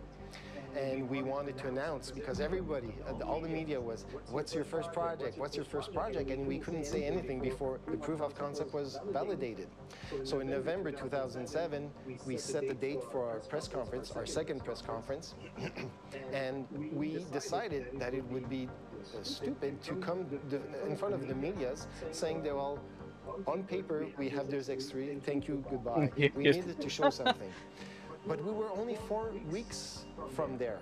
And how can you create a high-quality teaser in 4 weeks? You know, sat down with my boys and, you know, what do you want to do? Kind of brainstorm a bit about the direction and thing. And then we said, let's have like this image blast, you know, that we called it. You know, all those images were really rad. It was not even a second, and there's like 27 images, 27, 28. And it's just kind of put a bit of our theme, and it totally worked. Like they stopped it one frame by frame, and they went way beyond anything we ever thought of. You know, so I think that was a really good hit, really good idea. We had a lot of fun with that teaser. It was a real labor of love, and it was obviously our first step into the media, so it was quite challenging, and you really want to make sure you put your best foot forward. For us, for me anyway, I really liked the visuals that I had. It was a very interesting subject to work with, and I think I got lucky in taking a risky move by bringing the original theme into the end. For me, it was kind of my goal in doing that was to kind of put at ease the original fans who were, I know, obviously a bit nervous, saying, well, you know, this game's going to be redone, and we all know often sequels don't live up to the first one. So for me, it was a way to kind of give them a little pat on the back, saying, we're going to take good care of it. You know, we won't let you down. And it hit a core, because I think 2 hours after the official release, Game Trailers picked it up, and I think within 24 hours, fans were starting dissecting the video clip, and the blogs just lit up like a Christmas tree. We actually wrote a name on the little fetus and the little baby thing, which is not even from us. Is the 3D studio that worked, Digital Dimension, that did it for us. And I guess, you know, they were just having fun in the studio. Let's give it a name, and actually placed it on one of the little techno tags that's on it, just Emil. And the fans went ballistic. They actually found that there's like this French sociologist from the 19th century called Emil, and it's like they linked it with the game, and it's actually used in the game, so the name type of thing. So we'll find a place for it. Deus Ex, as a genre itself, falls into the cyberpunk category. Now, a lot of people don't recognize that genre of writing. They would more likely be familiar if you were to say it's like The Matrix. People understand that. Cyberpunk is the dark world in the near future. It's a dystopian universe where generally you have corporations that are more powerful than the governments. You have conspiracies going on, and all the hidden agendas. I think Cyberpunk is basically a very rapid grafting of technology over kind of an unsuspecting society, if you want. It's not, you know, I don't know if you look at Star Wars or whatever, it's like totally, you know, an entirely different vision of the future. Cyberpunk obviously is a very near future, and it's kind of like you need to see the contemporariness, and people need to be able to relate to what they're seeing. Like, you know, like the buildings kind of look like today, but it's kind of like as if it's this very like rapid creeping of all this new, you know, layering of technology and a bit in a kind of like chaotic way type of thing. So I think there's a big part of that. There's a few things that I try to tie in. Is one is there's I think it's been talked a lot about is the cyber renaissance, in that it's got a very classical feel in a very modern environment. And I think in the music is trying to take those two and bring them together. In the first Deus Ex, I think because it was far more futuristic, it's a very electronic score. It's very synthetic, and it completely works. In this one, I think because it's 25 years earlier, it's a generation earlier. It's mechanical augmentation, it's not nano augmentation.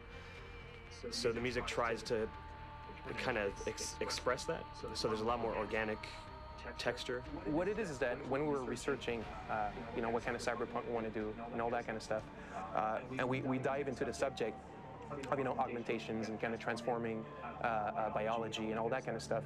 At one point, we kind of like started seeing a big link between, you know, the Renaissance and a transhumanist era, which is, you know, basically cyberpunk, which is kind of augmenting the status of the human beings and stuff like that with technology. So if you look at it, if you look at I don't know, a mechanical arm and stuff like that, if you look at the sketches of Leonardo da Vinci and all that kind of stuff, you know, the anatomy studies, there's like a strong kind of, you know, visual link between the two. And also during the Renaissance, it was kind of like this whole new opening, this open-mindedness, you know, compared to the dark era of the medieval period, you know, towards kind of replacing kind of society within nature type of thing. Before that, it was all about religion and all that kind of stuff. And now it was more about, let's really start, you know, analyzing it and forget about all the religious taboos and that kind of stuff. And a transhumanist era is a bit also that. It's kind of like, you know, today we still have problems with cloning, stem cell research. Well, not problems, but I mean, you know, like some people are for it, some people are against it. So it's a bit as if transhumanism, it's the same thing. It's a bit letting go of that and really letting go of those taboos and trying to take control of our own evolution. On this score, I wanted to approach it kind of how the story is that the story is very much about taking something that's organic, like the human body, and then augmenting it so it's better than it was originally. So I approach the score the same way. So any acoustic instruments I've had have to be electronically either created or manipulated. So most of the score is as virtual as possible. We're trying to do it so that every single instrument is done by me alone and virtually. So it was a weird approach, but I think it worked. At Eidos Montreal, we have a very interesting structure here. I am actually the lead writer on the project, but my title is the narrative game designer. So in a sense, I am in the game design field rather than in the writing field. I think it's very important. It's a new position in the industry, a narrative game designer. And my role is to work side by side with the game designers to ensure that as I'm developing the storyline, it's suiting the needs of the game. So I'm familiar with what are the pillars of the gameplay that we're going for, what is the game experience that the game designers are trying to create, and I'm able to take that and create a story that works with it. One of the challenges of working in video games for a story writer is a story is a very linear experience, and you're very much used to building an experience that you are in total control of. You are guiding the viewer to feel what you want them to feel, etc. In a game, it's not a linear experience. The joy of a game is the freedom the player has to do whatever he wants, to be as unpredictable as he wants. And he might not want to follow your story. So one of the challenges, there's always that struggle between the game design and the story design, because the story may need you to experience this key event at this key moment, but you have no control whether the player will be there or not. My job working with the game designers is to really find out where they expect and what they're building for this and find ways that the story can support it or go in different directions. The player can play the game in various ways. He can mainly choose the combat approach, where it's all about using your guns, your offensive augmentation. You can also play it a little bit more subtle by playing it in stealth mode. Also, you have augmentations that you can choose that will help you into being a better stealth agent. We have hacking as well that helps you to create new paths and unlock new alternatives, and also you'll have augmentations that will support that as well. And for social, you'll be able to interact with various cast of characters that you'll be able to try to convince them to do something for you, give you information, and again, we'll fuel some augmentations that will allow you to be better at convincing them. So those are the 4 important pillars, and what is really key to that is that we want the players to be able to play the game the way they want, and they can go back and forth through all those possibilities and tailor the experience to the way they feel it.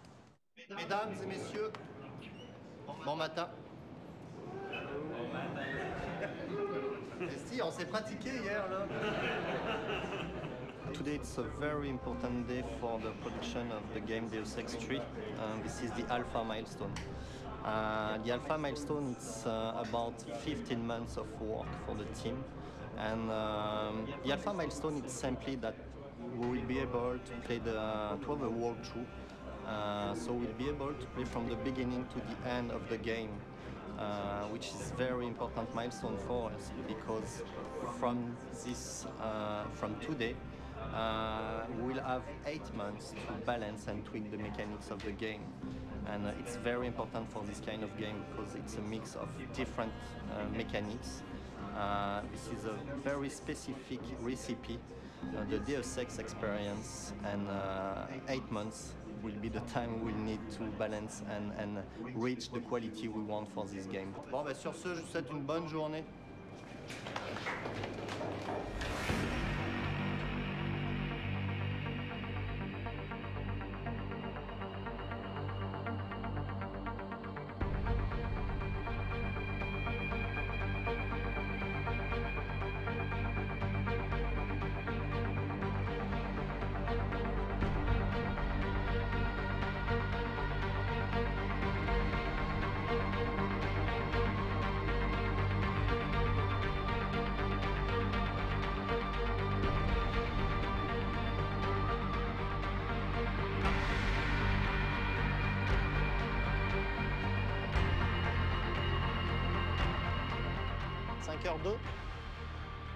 On est alpha.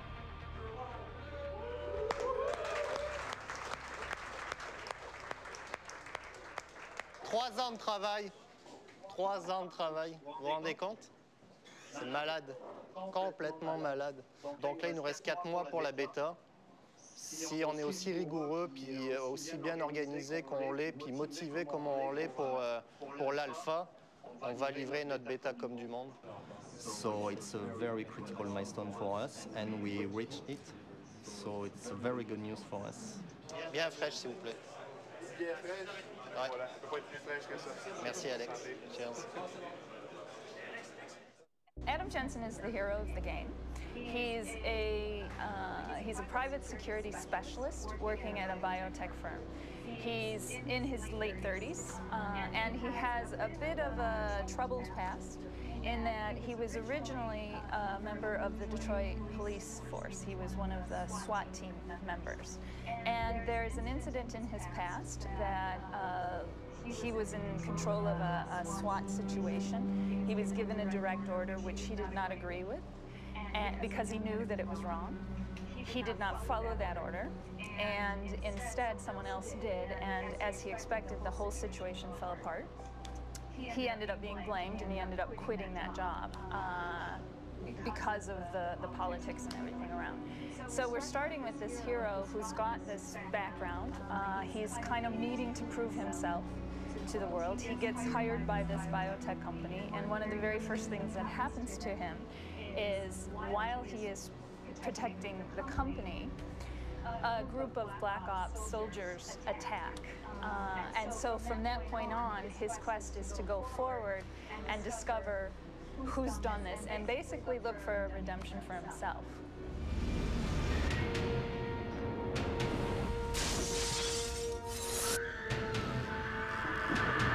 The casting for the game was a lot of fun.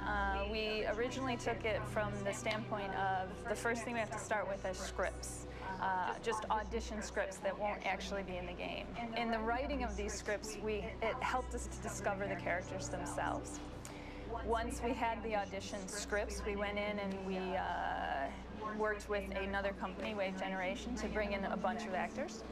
And it's a lot of fun to sit in an audition system and have actor after actor come in. A lot of times you find that they're nowhere near what you want.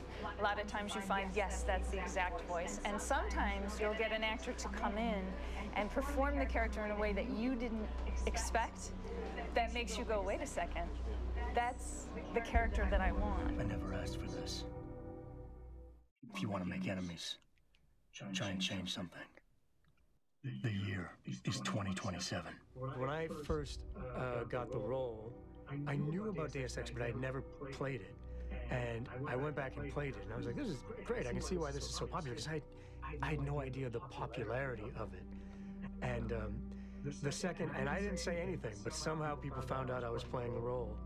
And it was just email after email after email.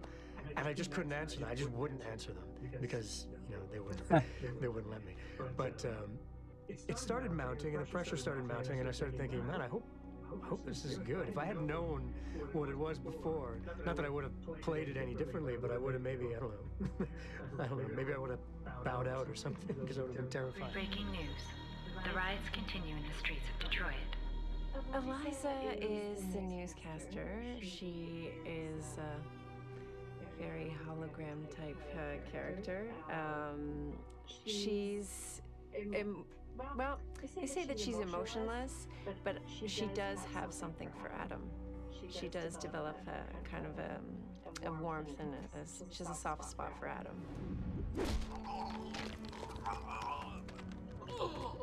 He is badass. I love him. He's like as far as you can go being a bad guy, but still being a good guy. You know what I mean? The choice of doing a character in third person and also in first person was actually to create a better connection between the player and his on-screen character. So when you only see him in first person, you create a connection actually with the gun. You see that the gun is the star of the show. But what we wanted to achieve is actually to have the player see his own character sometimes when he goes into cover, when he does takedowns, when he does cool stuff on the screen. We really wanted to showcase the main character. And this helps create a better connection with who you're playing, who is this guy that you always see. You always see his gun, but now you can actually see his face, see his reactions, see how he moves in the environment. So that was why we did that. With all this augmentation, it's really awesome to see mechanically how it's working. So in first person, it's not the same thing. You can try to do a takedown in first person, but you will never have the feeling that you will have if you have the full body action and everything. So this is why well, it's to showcase because we have awesome modelers, so we need to showcase. We're not trying to go for photorealism. So because we're not trying to go for photorealism, it allows us to change the proportions and stuff like that. It's not I wouldn't say that they're caricatures. They're not like that, but obviously they're a simplified version, right, of the human bodies. One of the main reasons is actually, I do believe as an art director that by just replicating exactly the human proportions on screen, it often doesn't look all that good. The hands look really small. You know, you see them in cutscenes and games, the fingers look kind of broken and kind of flimsy and that kind of stuff. Sometimes, I think the eyes need to be bigger to see the emotion and have a wider range of animation, that kind of stuff. So we're really going into that. We're simplifying a lot of stuff. Like, we actually think that, getting all the pores in the skin is not necessarily what's important. because if the textures look really realistic, but yet the animation is still a bit, you know, like animations in games, I mean, as far as good as the animators are, there's limitations, you know, and there's like a big clash between, it's like, oh my god, look at the skin, it looks so real, but yet you know, it moves kind of like a robot, and we're trying to eliminate that by making them stylized a little. You know, the shoulders are bigger, the head's a little smaller, the hands are bigger. They look like comic book characters basically, but I think done right. My name is Will Rossellini. I'm the CEO of Microtransponder. We're a medical device company developing wireless devices to interface with the nervous system. The idea of the $6 million man to enhance human capabilities is certainly out there. Military has been more focused on helping soldiers. 这么多 title， 我靠 ！Master of Business Master， 他有几个 Master？ 我天哪，这有点离谱。So they have a host of projects working with rehabilitating the warfighter, and it's in the orders of billions of dollars in treatment for other cognitive disorders like post-traumatic stress or anxiety or tinnitus, for example. The question is, well, what exactly does it mean to be human? Which is one of the really interesting sort of subplots to this Deus Ex game is, okay, what does that mean to be a human, and how does that interface with our way of dealing with the world outside of us? It's a prequel. It happens before nanotechnology. Nanotechnology is in the game, like meaning they do stuff with it. They don't know how to implant it in the body yet, you know. So it's going to be using, you know, objects and stuff like that, but not for augmentations. One of the early things that we said is that we don't want to go the kind of old school way of drawing cybernetics and stuff like that, you know, kind of like the chromy metallic arms with, like, you know, wires coming out of the chest plugging into the head. Like it makes no sense at all. So I really didn't want to go for that. I wanted for something a little, you know, a little more subtle.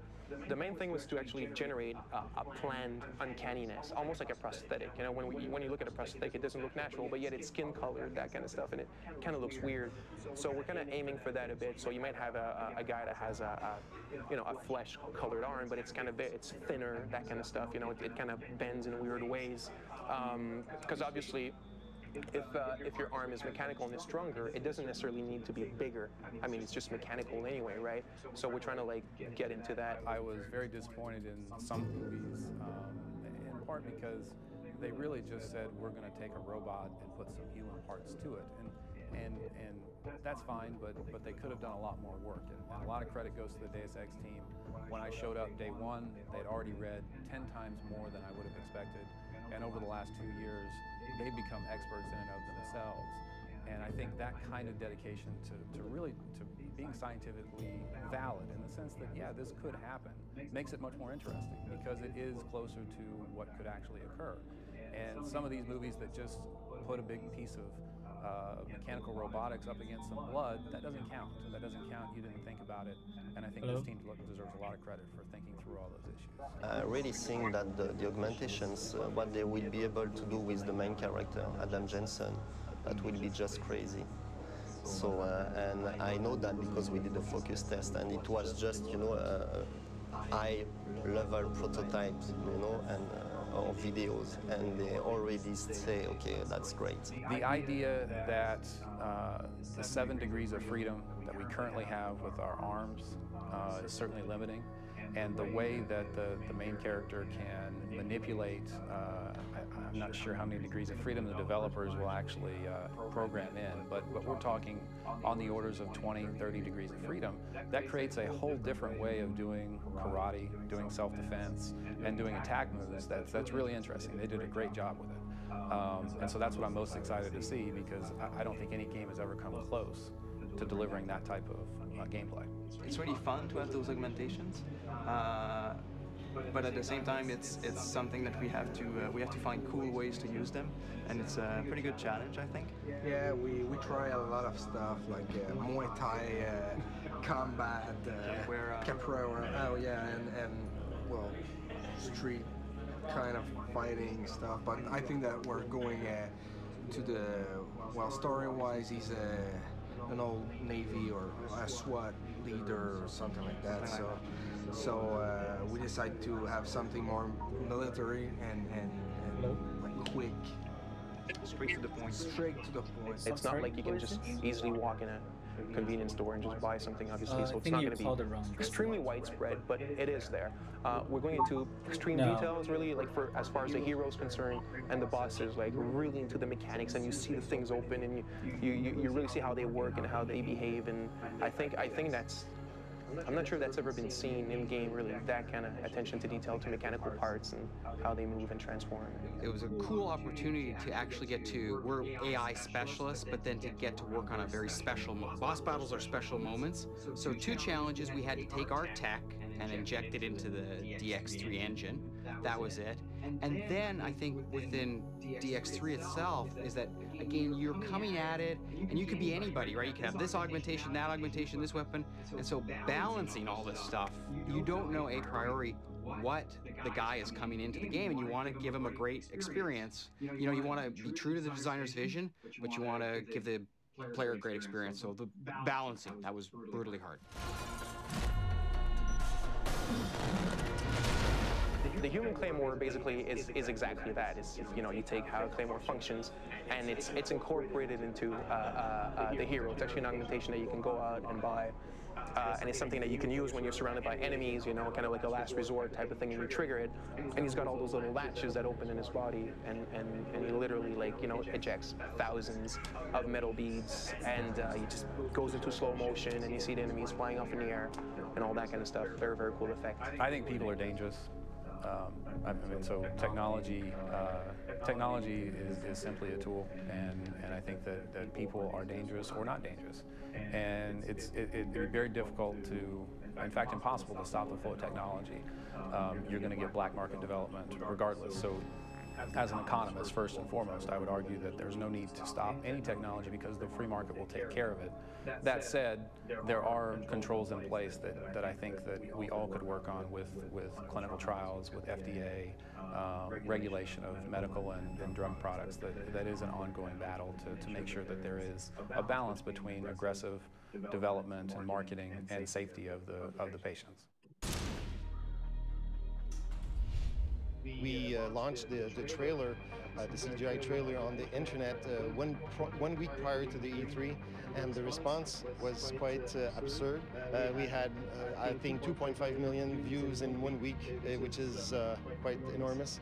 This really created a buzz, a momentum for the code demo that we have shown to the public. It was a labor of love of over 9-10 months, and was very intense. It was the first project that people from Visual Works, which is the studio of CGI of Square Enix, it was the first time they worked on something else than the portfolio, the traditional portfolio of Square Enix. So we had, I think, the team of Final Fantasy working on this, and they completely understood what we wanted to do, and the quality standard has been totally awesome.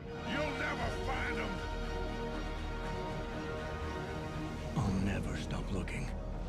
We worked 3 years before showing our work to the journalists and the public and everything, and we showed the demo to 600 journalists in 3 days, and the feedback is just great. So I'm very happy for the team. And what I'm really happy about is the full reaction of all the territories. Not only the North American media, but the European media is completely gaga. And we have also, obviously, our friends from Japan that have really looked at it very seriously, and they want to do a big launch in Japan. So that's a great news. When people come out of the demo and the trailer, they say, when is the movie coming out? So